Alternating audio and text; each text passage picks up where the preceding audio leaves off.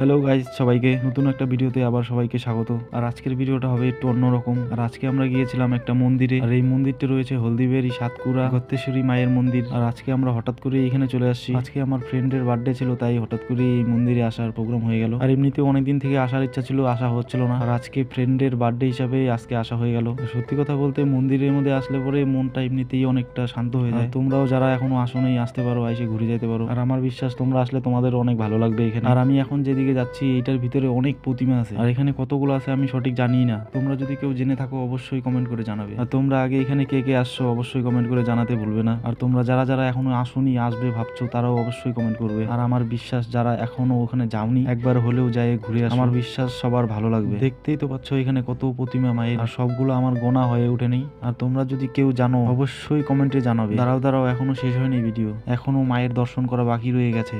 আর এখানে রয়েছে মা কালী মায়ের মন্দির। সত্যি কথা বলতে আজকে এখানে এসে আমার অনেক অনেক ভালো লাগছে, অনেক আমার মনটা শান্ত হয়ে গেছে। অনেক দিন থেকেই মনে অশান্তি নিয়ে ঘুরতেছিলাম, আর আজকে এখানে এসে অনেক ভালো লাগতেছে আমার। আর যারা তোমরাও ভাবছো আসবে, দেরি না করে তাড়াতাড়ি চলে আসো। আমার বিশ্বাস তোমাদেরও মন ভালো হয়ে যাবে। আর তোমরা যদি ভিডিওটা এতটুকু দেখেই থাকো অবশ্যই একটা লাইক করে দিও, আর কমেন্টে তোমাদের মতামত জানাতে পারো। ভালো থাকবে সবাই, খুব তাড়াতাড়ি